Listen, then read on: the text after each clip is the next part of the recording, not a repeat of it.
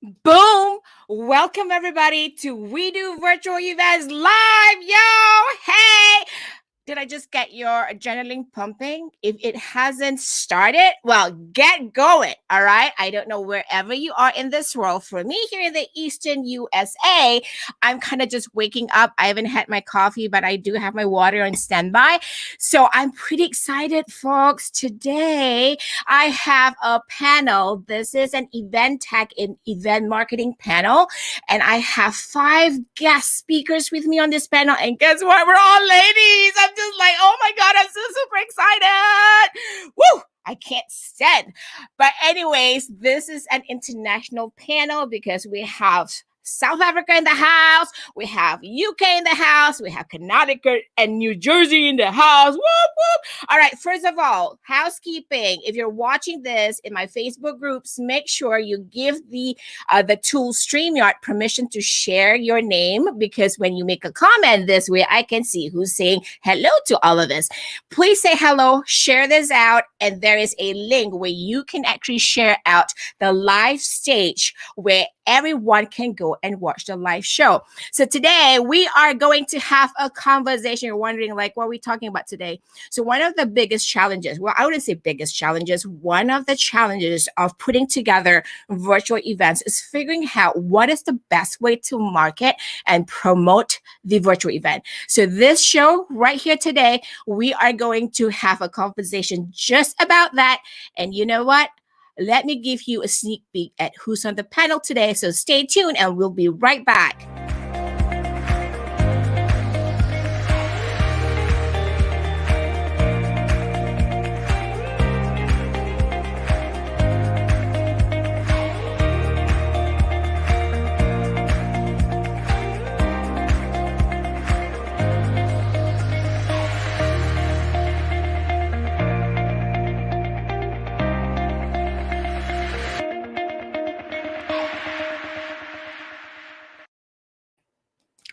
Boom! First of all, I see a familiar face in the house, and she said hello already. Hey, Pat, welcome to the broadcast. You know what? I'm not going to waste time, but if you're here, say hello so I can say hello to you back, and especially to those who are watching on Crowdcast. And I want to say hello to all of you real quickly. Patrick's in the house. Janice is in the house. Jennifer is in the house. Jocelyn in the house.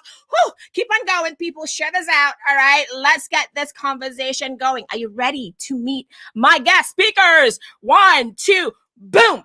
Here they are. Hey, everybody. Can y'all hear me? Now, I forgot. You have to unmute yourselves. I forgot that I muted you. Well, welcome to the virtual world. Woohoo! Good to see everybody. So you know what? Before we really get started to this conversation of ways to market and promote your virtual events, let's take a quick 30 seconds around the room. And based on what my screen is showing, Sabrina, let's get you started. Introduction, 30 seconds. Okay, my name is Sabrina Tika, and I am COO of OpEx Consulting Services. We help you with your web tech portions of your virtual events. So your landing pages, your mini sites, training, those types of things. Woohoo! And we have Louise all the way from the UK. Hi, so my name's Louise Triance. I've been running events online and in person for 20 years plus. I work for Crowdcast. I've got my Crowdcast hoodie on. So I'm here in my Crowdcast capacity, but also I help other people with their events. So I'm a virtual event organizer too.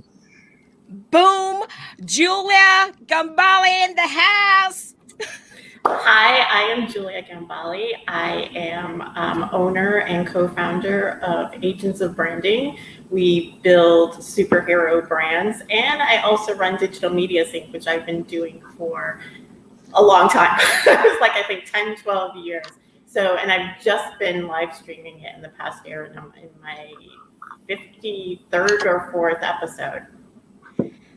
That's because I keep nudging her to do it. I'm like, you gotta go virtual. You gotta go virtual.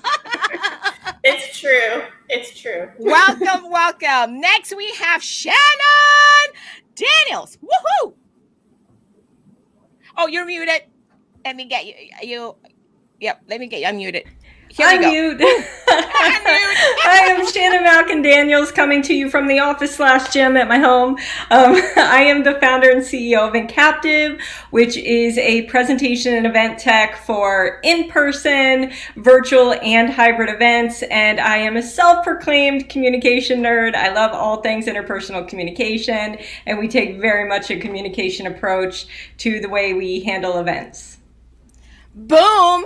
And something exciting is going to happen coming September 1st, and that's a lot to do with Shannon's company. So more talk about that in our groups. Here we go. Bridgette from South Africa. I feel so international today. We have such a great panel.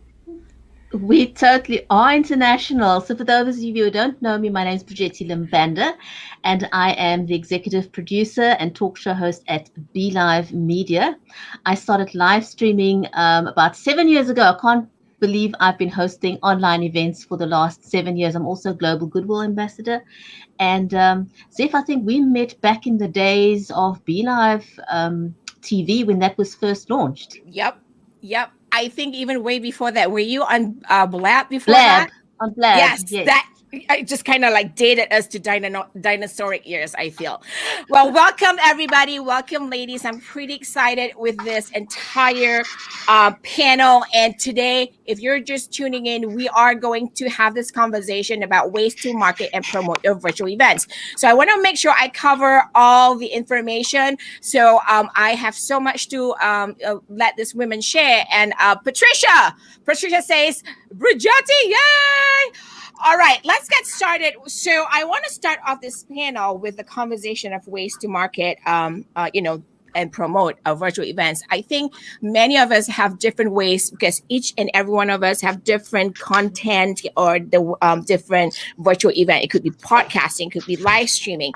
So in answering this first question, let's start with the first question, and I will open this up to whoever wants to answer it first. So question 1, what type of virtual event do you host and or produce? And what are 3 things you consistently do to promote it? Does anyone want to go first? Let's go with you, Bridgette. I'm happy to go ahead. I focus on speaker sessions, in other words, a guest presentation and panel discussions. I also love doing networking and conferences. And 3 ways that I like to do promotion is by creating anticipation through speaker graphics and bios. If you have great speakers, their bios will pull in the audience. I also enjoy doing promo videos. And of course, I always love getting a good testimonial afterwards. I've started making it a habit of asking people for a testimonial. And if people enjoy the experience, they're not going to hesitate. They're not going to say no to doing a testimonial for you. I love that. Absolutely love that. Zeph, you're on mute. Of course I am.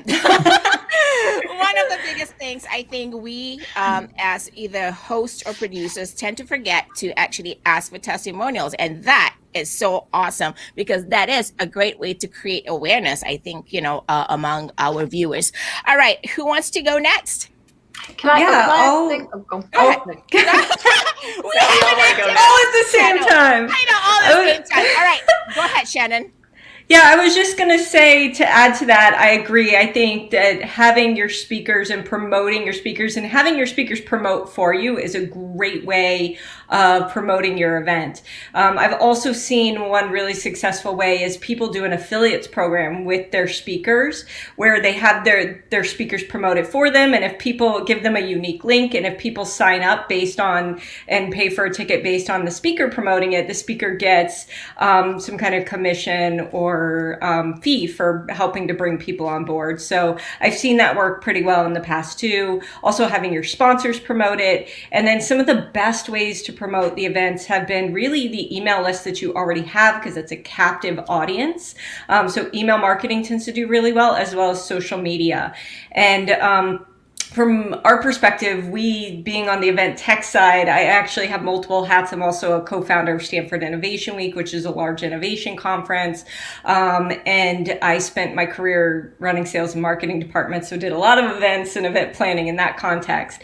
And so I can kind of put on a little bit of both hats, but from the Incaptive side of hosting events, we host a lot of association and nonprofit events. We host other events as well, but we've seen that them reaching out to their captive audience and really promoting their mission and making it mission forward is a really great way to drive attendance as well, versus just like sell. I just wanted to kind of share this real quickly. If for some of you who probably are not familiar with the platform that Shannon is talking about, this is the platform. Her company is well, this is her company. What am I talking about? Hello. So go ahead to incaptive.com and check it out. And I think what will be great when you guys come back for the Networking Expo on September 1st, Shannon will be there to answer any questions. Shannon, just because I have you up front right here, is that what is the number one marketing, conversation on this platform that you have heard your audience ask for? Oh, you're muted again. We're having the mute game. Networking is always a big thing. People want to find ways to get their audiences to engage and to stay online. And that's one of the things that we've really focused on. Again, I said we take that communication approach because so many things focus on features. And I would tell people, don't necessarily focus on all the features that are there. Focus on your audience's needs, how they're going to use the tech, how tech savvy are they, right? And then not necessarily look for every single feature in the book. Look for those features that are most important to your audience, to your sponsors, and then to you. And where those align, that's going to help you find the right platform. And the big ones we see are networking. Reporting is another big thing, understanding your analytics, and then ways to keep people online and engaged. Like we have recommender engines. We have ways of moving people through the event to help keep them online. So those are three of the big things we hear a lot of. It's always about the engagement, and I love that. Louise, I think you were trying to jump in just now, so we're going to put you on the camera right now. So I was going to say that I totally agreed with the speaker graphic thing. I know that you do this, but I see so many event organizers not doing that. And once you've asked somebody to give you their time, the best thing you can do is to make the most of that relationship. So highlight like them. This. Yeah, exactly. It flatters, although I should have done my hair curly. It flatters the speaker, but it also puts you in front of their audience. And as an adjunction to that, and I know that Shannon just slightly touched on it, is partnerships. No matter who you are, there will be people who have a similar network to you who you could ask to do a partnership with. You could do that commission kickback thing, or it could just be something more casual. So I think that no matter how big or small your event is, don't be shy to think who else is in a similar space to me who could actually help promote that. I agree, because I keep on telling many of my viewers and in fact clients, I said, don't be worried, because you're going to be the unique you, right? What you bring to the table is always going to be unique. If somebody else is doing the same thing or something similar, you're always going to be that unique person. So, I don't lose. I think, we don't lose out on that. In fact, we're going to gain more opportunities when we're being collaborative in mindset. And I know Julia, we always do this, and Julia wants to share something too. She was just like, everybody's going to go on right now. So it was funny because I actually, I cheated a little bit, and I snuck back to one of my Digital Media Sync episodes was talking about marketing your event. And the first thing that I talked about was having a calendar or a schedule, because we're doing a lot of stuff before and then during and then after. And then I know, Zeph, you use that cue sheet, and that is just so important and so helpful. So when I have a schedule, it's something that's kind of universal, and then I'll section it off to actually work with my panelist or whoever I'm having a discussion with, and we're sharing information. I make sure that I have all of their social media information, their website, and that everything is spelled correctly and linked correctly. So these are like the little things. I almost did that mistake last night. And So, that was yeah. why I brought it up, but I- it's yeah. something that's like really important is to check back into those type of things. The other thing, as far as social media is concerned, because I have an ongoing event with Digital Media Sync, I want to have that conversation both on the event and throughout. And what I used to talk about was doing online and offline, right? Having that cycle. So if I go to a networking event or I have a networking event, I'm talking to people in person, and then I go and I meet with them online and continue that conversation. So that conversation is always happening. During the past year, same kind of idea. How do we continue that communication? So for me, I will use Facebook groups. And I have a Facebook group for Digital Media Sync, and we'll continue that conversation, and I'll do, I'll keep a full schedule as far as that's concerned as well.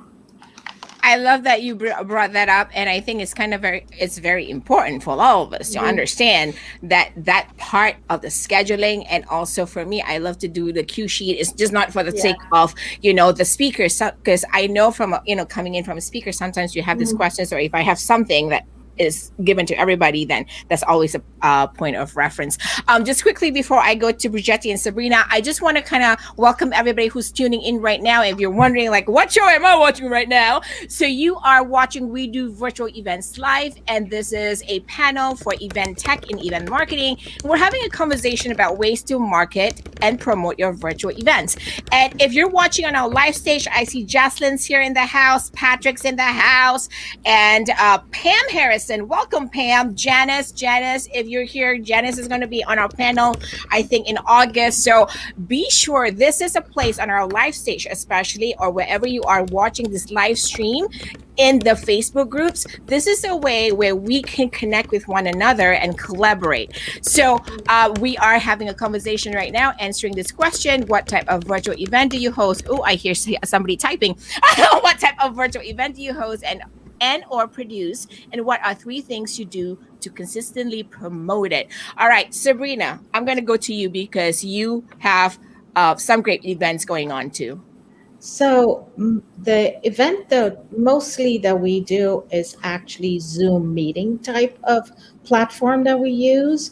It's either 1 to 3 days. Sometimes it's a training for multiple days.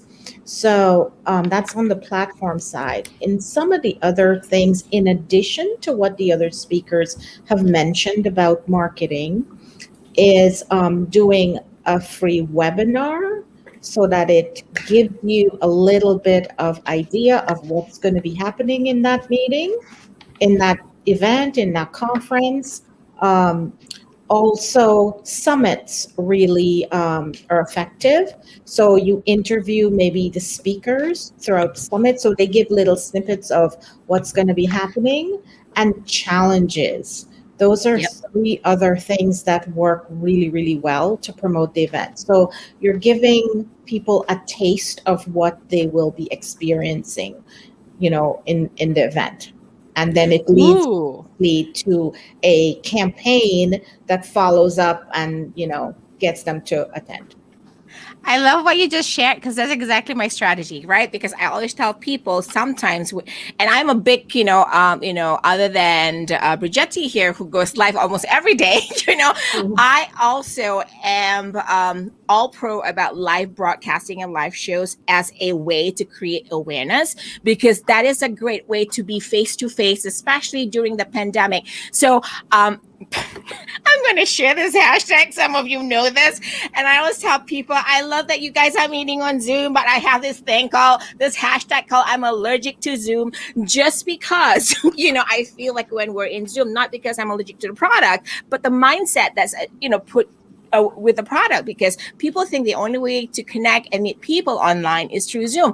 But you know what? Think about how we're leveraging live videos, live broadcasts, live conversations like this. We have 6 people from all over the country and the world, connecting, having a conversation about ways to market and promote a virtual event. Suddenly we're creating awareness, like, wow, this can happen. And each of us have different strategies, different, experiences to bring to the table. So this is why I love what I do.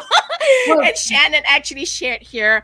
I kind of copied from her private chat. Networking also a great way to market and promote. As Brigetti and Julia said, we use networking events leading to what is SIW?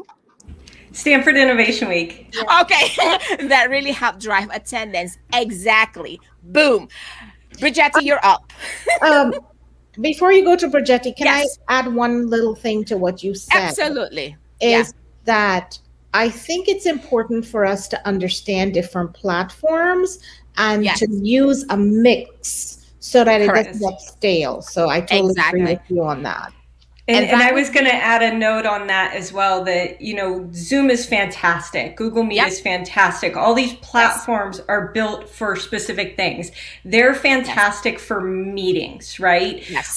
They're not necessarily built for events. So it depends on the type of event you're having. If you're having a small group where you want people talking and everybody to be on camera, those are the right things for that. But if you're looking more to have like a true event and things with breakouts and different goals in mind and sponsorships, Zoom isn't necessarily the right platform for that. So it comes down to finding and there's so many out there, it's hard to figure it out, but it comes down to finding the right platform for your needs. And Zeph, I can share it with you if you want to share it out with your audience. I actually created an event tech guide and workbook for this very specific thing where you fill out a questionnaire about your audience and your sponsors and your goals and all of that. And it helps you determine what are the right technical needs for your event, and then you can go out and find the right tech to align with that, right? So it's figuring those things out first, getting a plan in place, creating a run a show, doing all that stuff, and then going and finding what's the right thing to fit your needs, as opposed to trying to fit a square peg in a round hole, which we did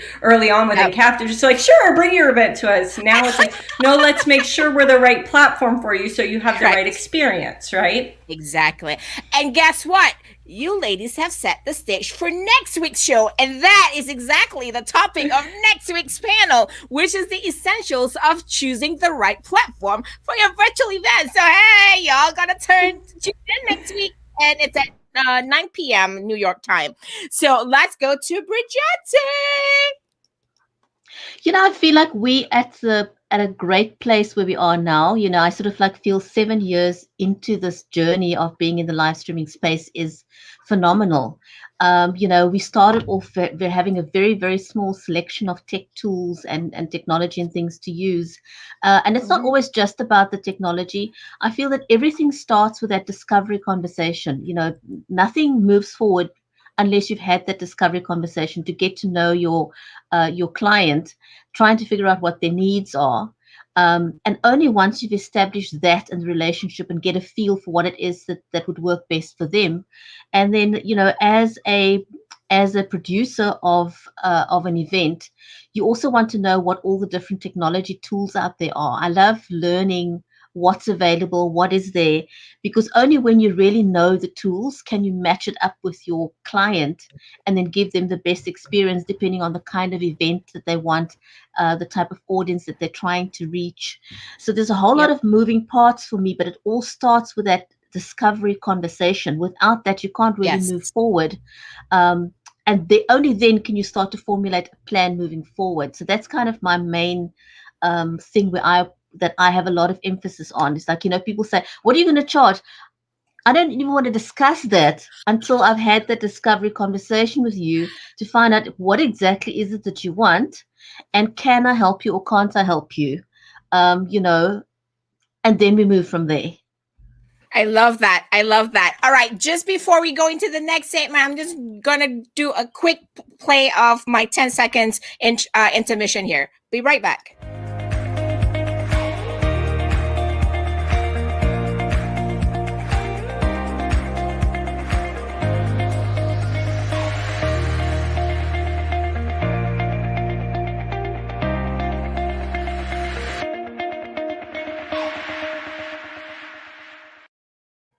All right. So let's go to question 2, ladies. And here's the question 2.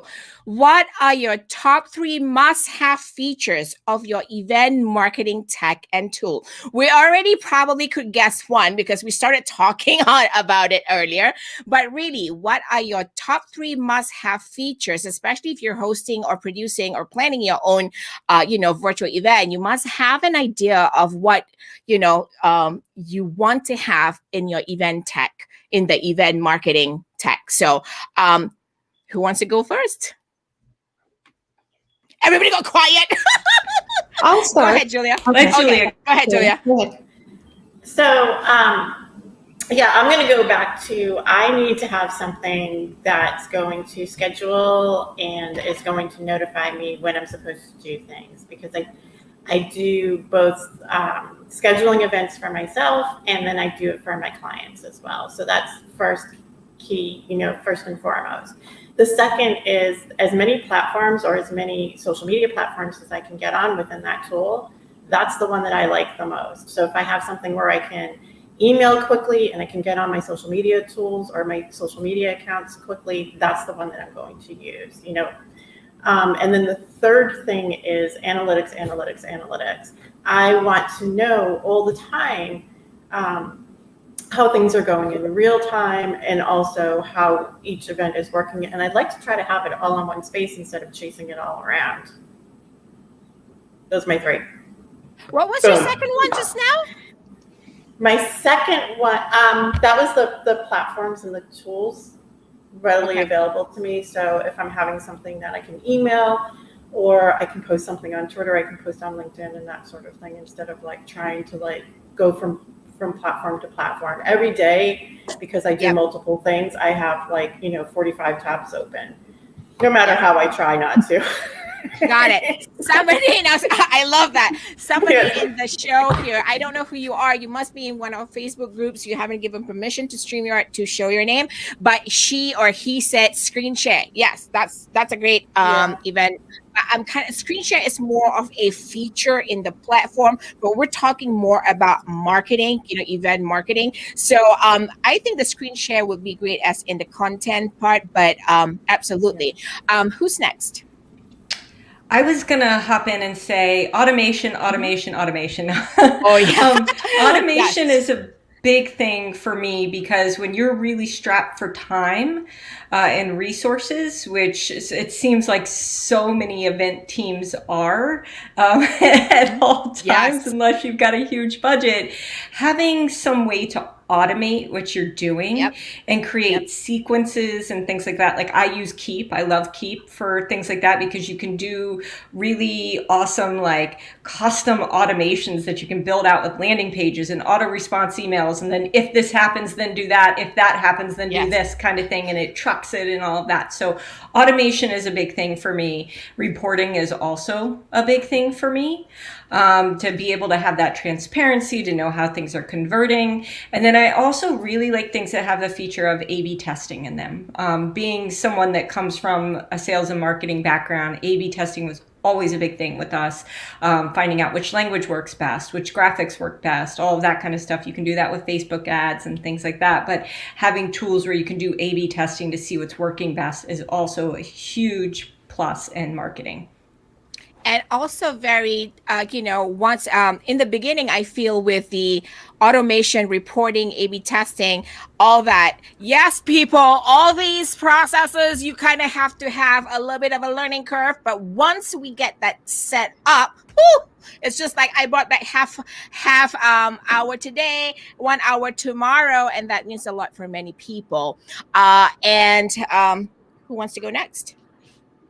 Cool. Go ahead, Luis. Let me put you on screen. So I'm going to it's slightly cheaty because I'm going to share a couple of things I like in Crowdcast. I mean, there are tons of platforms you can use, but because, I'm just thinking about some of the features I like. And there are some things which aren't in there, which is like the mass email marketing. That's not a feature. But what I like, which is within Crowdcast, is the automation, is that you can link it with Zapier. So there's a ton of stuff you can do with Zapier. And I think that, we're talking about wanting things on one platform. Sometimes you do have to use a tool like Zapier Zapier to bring them together so that you can integrate with something like MailChimp or Eventbrite or so many tools, thousands and thousands. So I like the fact that you're able to bring a lot of other tools in because of that. And then two other ones was the analytics. So we talked about reporting, and actually the Crowdcast analytics are really cool. So you can see where people have registered from.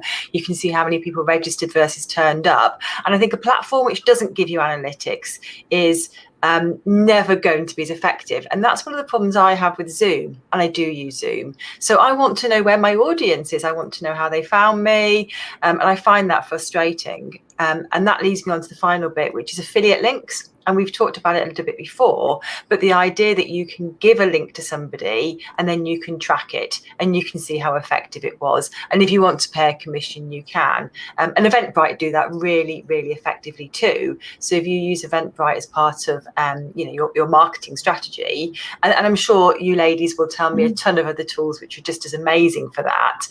But being able to track where those leads came from and rely on them more in future, I think is really valuable. I love that you just brought those up. And for some of you who probably, have seen me around since the Blab IM days, and I remember those days when I was back. We're talking streaming, all right, people, because this is before more a virtual events platform like Shannon's and Captive came about.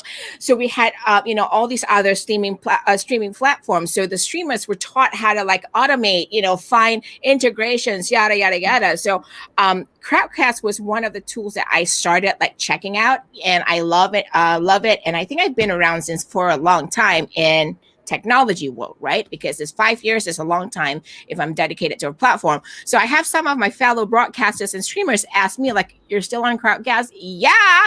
They go why? You have no idea how much time Crowdcast has just saved me, So things like that. And one of the important analytics tool that actually I love about Crowdcast, so this is a shout out to Crowdcast, is that I can literally go to the back where the analytics is and see if I have multiple platforms that I have pushed my promotion, when I market when I promote my event, I can put on Facebook, I can put LinkedIn, wherever I'm having goosies just talking about this, wherever my my viewers are coming in from into Crowdcast, I get to see which platform works better. Meaning I have more people coming in from LinkedIn. I have more people coming from my Facebook page. I have more people coming in directly from Crowdcast. Therefore, it teaches me how I can actually assign my energy to the platforms that work better for me. So I can, create better campaigns. So boom, I love that part. All right. Good Blab old days. I don't know who you are, Facebook user, but yes, good old Blab days. Who else want to go next? I'm going to put in my 2 cents, but the ladies already mentioned many of the things I was going to mention. And in addition to automation, I want to, and I think Louise mentioned this a little bit, is segmentation, so that if this person did a certain action, I can put them into a different campaign. So that's the only little 2 cents, because you guys have covered all of it. And you're convincing me that I really need to look into Crowdcast. There you go. Boom.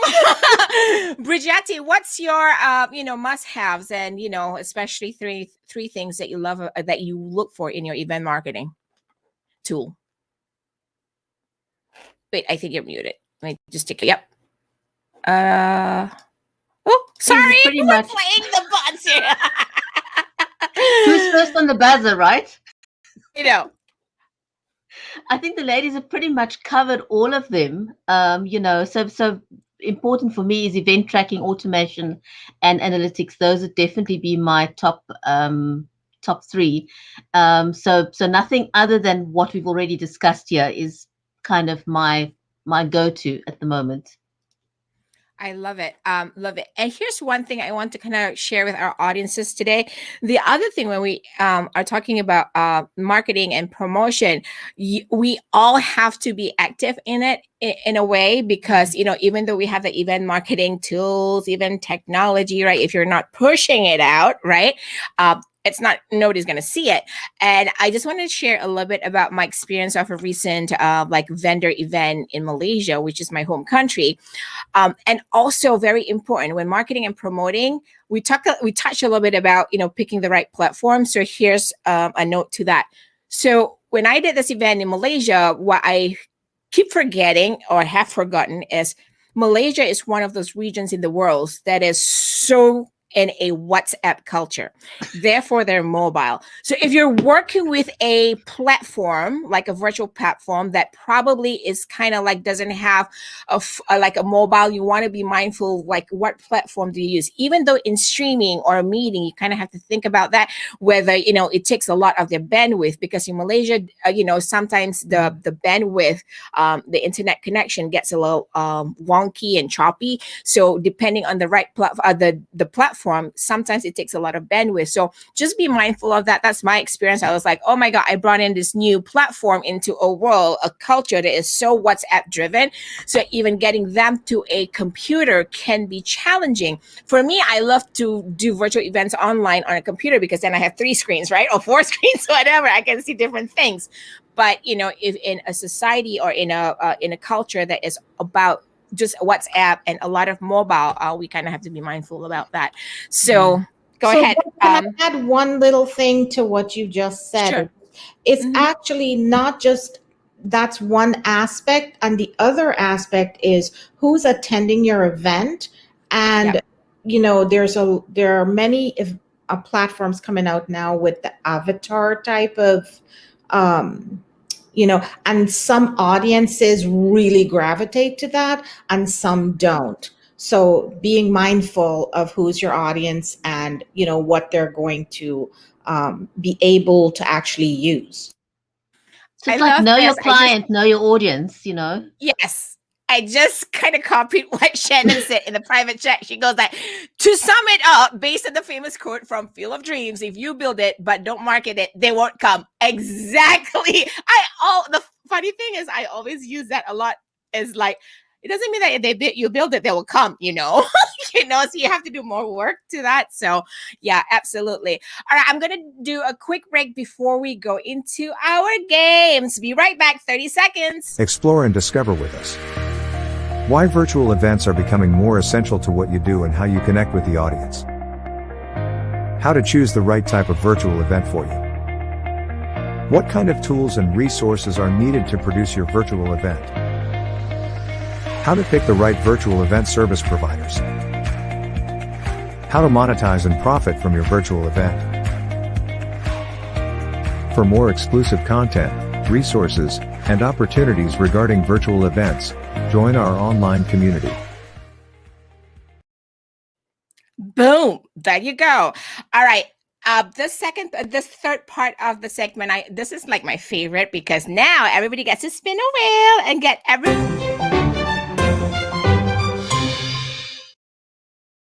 boom. All right, everybody. So this is how we're going to play the game. Okay. We're going to literally, spin the wheel. So I'm going to call out on a name and then you can look at the wheel and go like spin and stop. And then we'll go from there. All right. Let's just say who wants to go first? Just to kind of ask me to spin it. Julia, get me going. Yeah. Okay. I'm going to go in. All right. Ready? Ready. Start.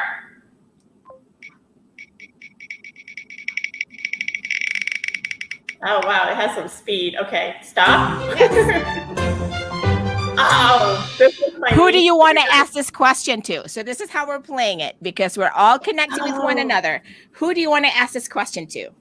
Don't do this when marketing or promoting your virtual event. I feel like Shannon's going to know this answer. Shannon, you're up.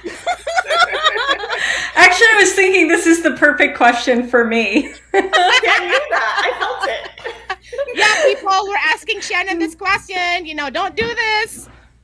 So don't do this. My big don't do this is make it about you. It's all about your audience with them. What's in it for me? And by the me, that's not you, that's your audience. So you have to, like, I can't tell you how many people I worked with in the marketing sphere where it was like, oh, we should talk about all the awards we've won and how amazing we are and this, that. And it's like nobody cares. Nobody cares. They want to know, what are they going to get out of coming to your event? What are they going to get out of buying your product or your service, right? So whatever you do, don't make it all about you. Make it about your audience, their wants, their needs, and their pain points. And I always preach what I call the sweet spot, which is what that event tech guide and workbook's all about, is like, first, profile your audience. What do they care about? What's important to them? Next, profile yourself. And then finally, profile what's unique and different about what you do. And then where those three things overlap, that's your sweet spot. That's what you should be talking about, not all that other mess in there. So whatever you do, don't make it about you, make it about your audience. Boom! See, I knew my panel would give you the right answers. Here we go. All right, Shannon, you're going to get me to spin now? Yes? Yes. Spin the wheel. Woo-hoo, here we go.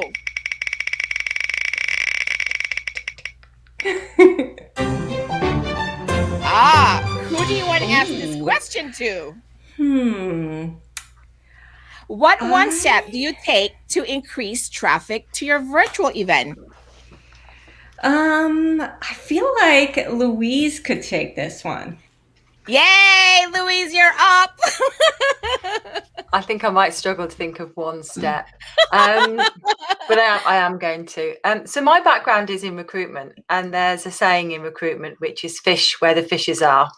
And I think that getting an audience for an event is very much like trying to headhunt somebody, but you're headhunting normally a hell of a lot of people. So I think that, for me, it's about being in the right place with the right people, and thinking who they're going to be, where they're going to be, how you're going to get them on your line. It's a hideous analogy. I shouldn't have started down this route. How are you going to get them in your bucket? I'll stop short of clubbing them to death, but the idea is that you think long and hard about that type of individual. It was not a good idea, was it? But that's okay. But you know what? That's about being real, right? Because whatever comes to our mind, because sometimes we do feel like, I'm going to clobber your head right now. I just got to the event. But I think for me, one of the most important ways, or the most successful ways to get people to a virtual event, is really having a conversation with your collaborators and people that you network with, right? Because we're all busy people, right? Even though when we share and stuff like that, if I'm not calling up Brigetti or like saying hello to Sabrina or text Julia and Shannon and Louise in a post, right? We're not creating the awareness that, hey, we're having this event. Let's have a conversation. Is this something that you can share with your audiences? And I think most people think like, just put it out there, just like a dart. They will see it. They might not see it, and you think like, okay, it'll stick. It doesn't. It needs a face-to-face conversation sometimes, or just like a private message or whatever, because we're all busy people, 7 seconds attention span. But anyways, all right. Less than a goldfish. I know, exactly. So here's another one. Let's do this, Louise. Then we're going to have you pick who you want to ask the next question. Yeah. Go for it. Ready? Yes. Here we go. Boom.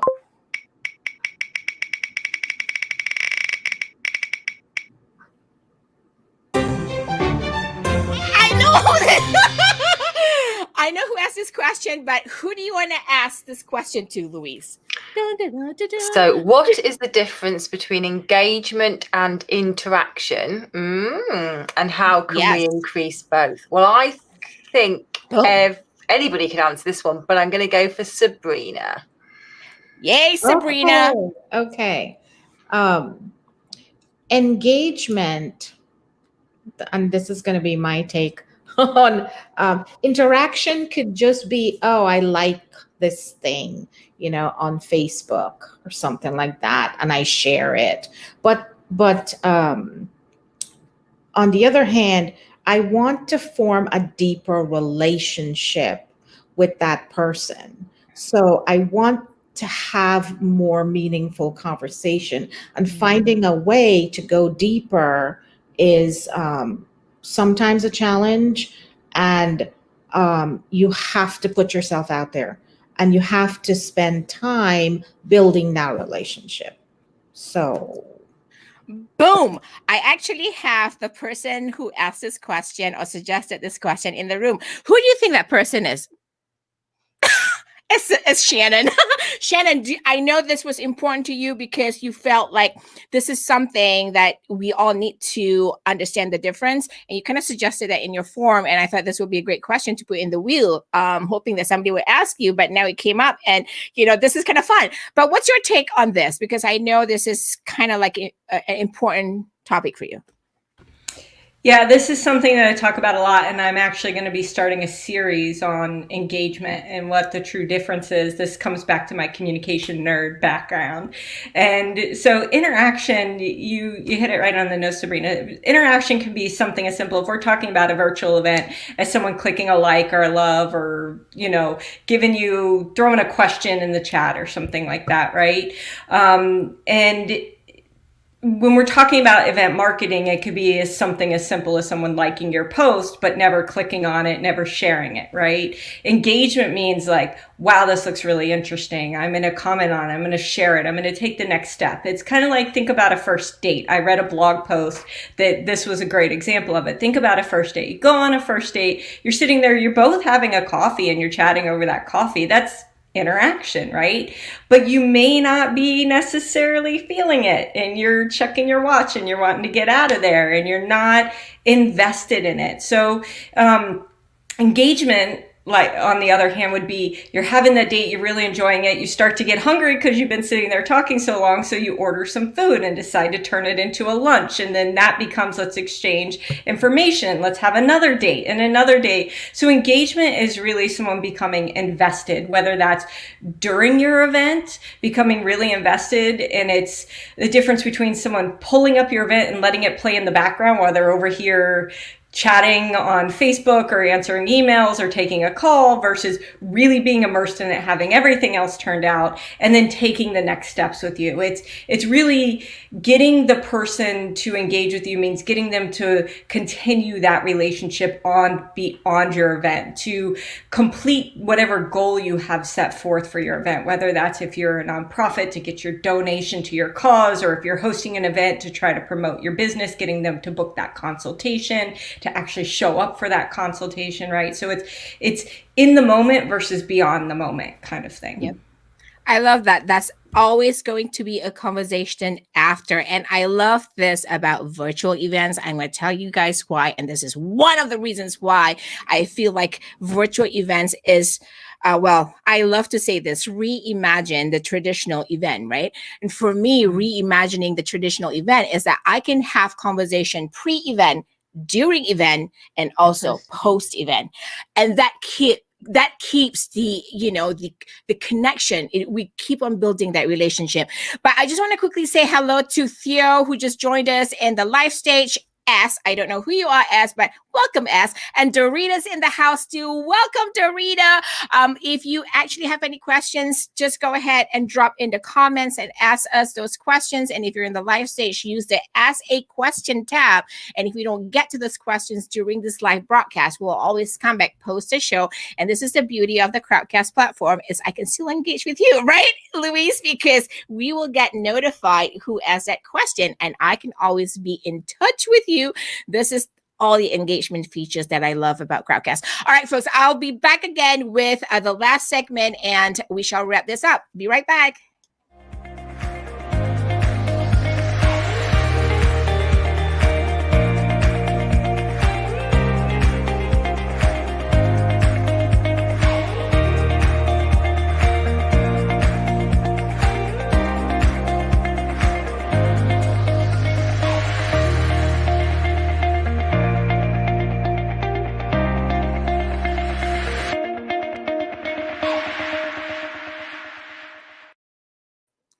right, folks, in case you're new here, you are watching We Do Virtual Events Live, and this is the Event Tech and Event Marketing panel. We are talking about ways to market and promote your virtual events, and my 5 guest speakers from all over the world today are here. And before we go, we have about 10 minutes before we wrap up. I do want to go around the room to ask this question to everybody, because this is something that keeps popping up, okay? And they keep asking me this, okay, but where would virtual events be next year? Because pandemic is almost gone, if you believe that, right? But where do you see the future of virtual events, in relationship to in-person events, virtual events, and in fact, the new one, hybrid event. To be honest, it's not really new. I used to say this before I started this show. I said I could probably be the godmother of hybrid events, because now people are, hey, maybe we can do a hybrid event. I'm like, listen, I started my shows or my networking groups in person. Then I played around with Google Hangouts. Oh my God, I feel so dinosauric with just mentioning that platform. It kind of dated me. When I started playing with Google Hangouts, I just transitioned from in-person event to virtual. And in fact, I did for a moment, for a few months, about 6 months, I did hybrid event because I was streaming, broadcasting from the location of my networking group. So where do you see the future of the in-person, virtual events especially, and also hybrid events? Shall we go with Brigetti first? I think that, virtual events are not going to go anywhere. They're here to stay. There's always going to be a place for virtual events. In-person events, I think everyone right now is sort of like longing for an in-person event. But I think this pandemic is going to hang around for a lot longer than we would like it to. Like it or not is what it is. And so we're going to have to live with the idea of virtual events for a little bit longer, or hybrid events, but I don't think it's going anywhere. I particularly feel that one huge thing for me that is a huge draw card for virtual events is that when you do in-person events, like, with Tony Robbins and all those famous people, or just any great guest speaker, as an audience, you don't really have access to those keynote speakers. There's not a chance that you have a 1 in a gazillion chance of really going to shake hands with Tony Robbins at an in-person event. But guess what?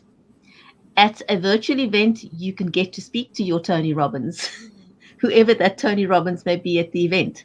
So that to me is a huge reason why I believe virtual events are so successful, the interaction that we can get between the speakers and the audience.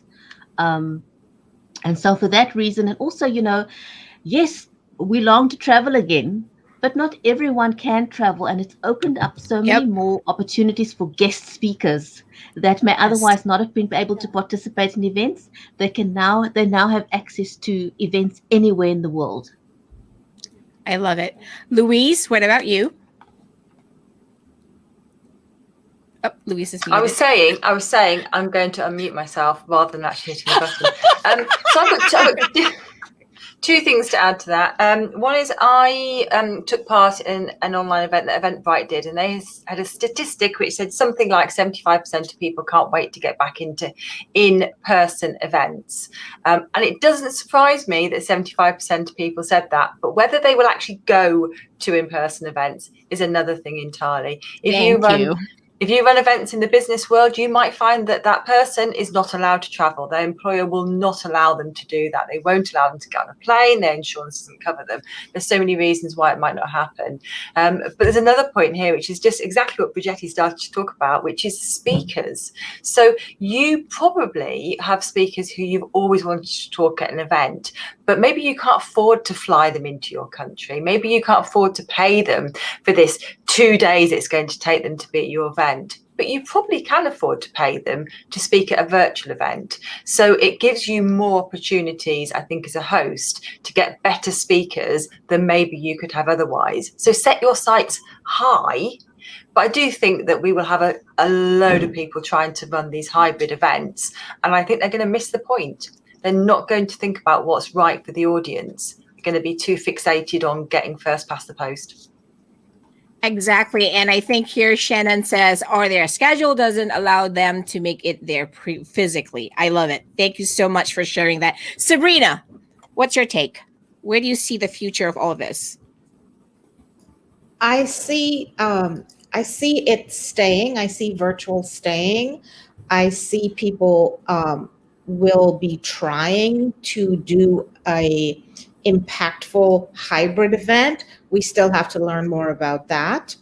And I see in-person staying. I feel like not on the corporate side, but on the personal side, weddings, different personal types of events still happening in person.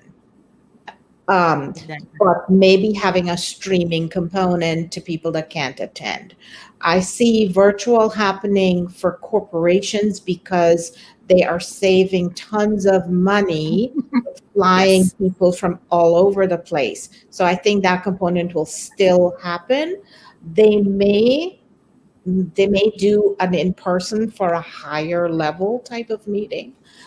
So I see all three pieces staying and developing more. There's also the fact that, before COVID, many events didn't think that virtual was a doable thing.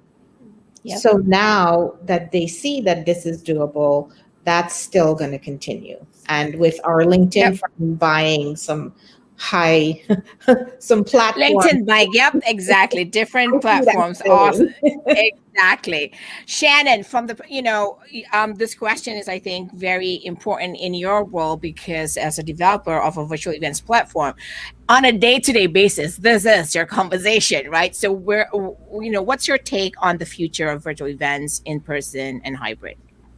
Yeah, and the interesting thing is we actually started as product for in-person events. I was trying to work to fill a gap there, because you'd go to an event, it was measurable in the fact that you could track registrations, you could track how many people came in, but once people went into content sessions, it kind of became a black hole of what content they were identifying with the speakers, all of that, unless you actually got those feedback surveys back. And we moved into the virtual market when COVID happened, and we expanded into that. I take a little bit of a different approach given my communication background. I think that people are going to be really anxious, or at least, from what I'm seeing in what was mentioned already, 75% of people are just ready to get back to in-person. There's something about in-person that just can't be replaced. If we look at the communication research, that about 7% of our communication is verbal, the actual words we speak, and the rest is all nonverbal, either body language or tone of voice, things like that.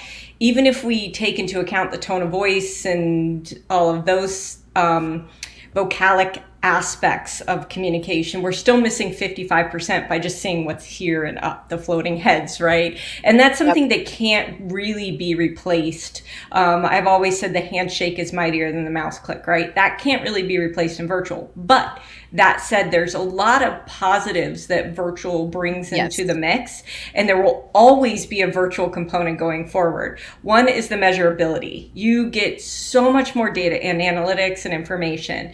Two is the expanded audience, right? People that couldn't make it before. I can't tell you how many events I wanted to go to in the past, and I'm like, it just conflicts with my schedule. I can't get there, or it costs too much to fly to, a different country, or across the country, right? So there's the cost factor. So there will always be that part, because you have an expanded audience, expanded visibility, the speakers that Louise talked about. There's a lot of great things that come from virtual. And based on everything I'm seeing in the research out there and what I'm hearing in general from the customers and people we work with, is hybrid is the future of events. Virtual is here to stay. There will always be a virtual component. Now it's about figuring out, how do we bring those two audiences together through the technology that we use? And that's one of the things we've worked on with our tech. But how do we bring those audiences together and make it feel more seamless, and give both a lot of value, and not make the virtual audience feel like they're disconnected, but really bring them in. So that's part of it. But the future is hybrid. The virtual component will always be here to stay, from what I'm seeing happening. I love that you said that. And this is your sum up: measurability, accessibility. And I'm going to go to Julia, who's here, and I will share my predictions too. Cool. So a couple of things. One is, if you think about historically, both sports and entertainment, we're seeing this happen, right? This hybrid, because especially with Twitter, every sportscaster had a Twitter handle.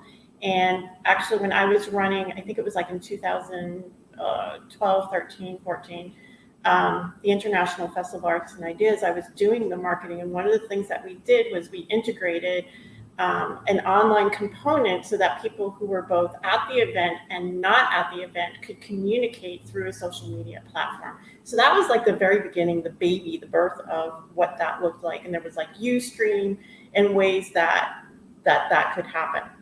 Second is, one of the things that I had said, and you had posted it in the comments, is if we did our marketing correctly, we now have an audience to cater to with virtual events. We don't want those people to go away. And if we didn't do our marketing correctly, there are those of us who can help catch us all up on how to do that. Yes. And that's why we have the show. Yes, exactly. Yeah. So, that's the other component as well. And now that,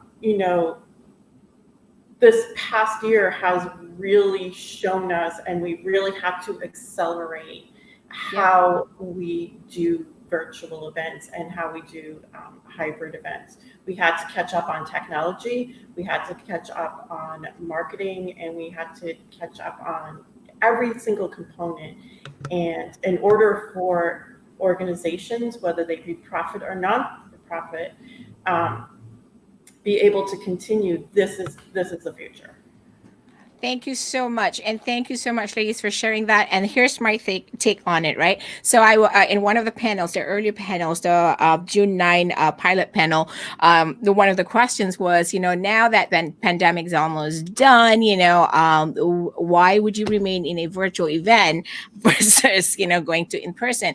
Just like all you ladies have shared earlier, yes, there's this great component of being in person. I remembered almost 10 years ago when I started those networking meetups in person. And of course, everybody back then was like, I'm not going to attend any virtual event just because I love the handshakes. I love the slap in the back. I love the smooch and left and right. But then what happened was, like, when the streaming platforms came, right? It kind of like debunked that myth, because I was able to connect with Rigetti. I was able to connect with folks like Louise from across the pond, from all over the world, different time zones. There are days I wake up, I don't even know which time zone I'm in. I'm like, am I supposed to have breakfast or am I supposed to have dinner right now, right? But the beauty is that because I had a tool that I was able to show up for my tribe, for my community, whenever I want to or whenever I can, right? It gives me that ability to build relationships. So my answer is virtual events will not be going away. I did this about 10 years ago, and 10 years today, I'm still in it. The company that helped me set up my virtual internship program started it 20 years ago. So that's some sort of a track record that I think we all should be paying attention. And absolutely, in person is always going to stay, because we will have weddings, we have baby showers. That's more of a, close-knit kind of events. It's more of an emotional content in there. And of course, the hybrid has, with all the technology we have today, whether it's in Captive, whether it's Crowdcast, whether it's Zoom, whatever it is, it has given us the ability to really connect with folks all around the world, wherever they want to be, at a touch of a button. Have you had ladies where you probably met people who go, I'll never get on a video. I'm having goosies right now because I remember those conversations. I'll talk to a client. I don't like to be on camera. I don't like to get. Raise your hands, right? If you had anyone or met anyone like that, they go like, "Yeah, I'll never be online. I'll never be on camera." And then pandemic came. They all had to quickly, chicken with no head, figure out the technology. So and I tell everybody, if you can figure this out, you'll probably be able to figure out a virtual event. So it's just a matter of who can you connect with to help you get to, produce, plan, host your next virtual event, whether it's a podcast, whether it's a live stream show, whether it's a webinar, whether it's an online course. Here is a community, people. So we are at the end of the show, and I just want to say, thank you to all you ladies for being on this event tech and event marketing panel. So if you want more information about the show, everybody go to We Do Virtual Events live, and we actually have an upcoming networking expo on September 1st. Tune in, go to the website. We'll have more information later. And thank you to all you ladies for being here. And I can't say enough for wow, it was just a show filled with nuggets. Don't you all agree? Fabulous. Thank you so much. Absolutely. Thank you, You ladies. so much. This was Thank amazing. you. Thanks for All hosting right, this. everybody. You're welcome. Make sure everybody connects to these ladies. So I'm going to put them out real quickly. This is Julia's information. You will see it in the LinkedIn and Facebook group. Shannon's here, and Luisa's is here, and Brigetti, and also Sabrina. Most important thing is always reach out and connect to everybody here. Until then, we'll see you in the next show. Bye. Bye. Bye, everybody.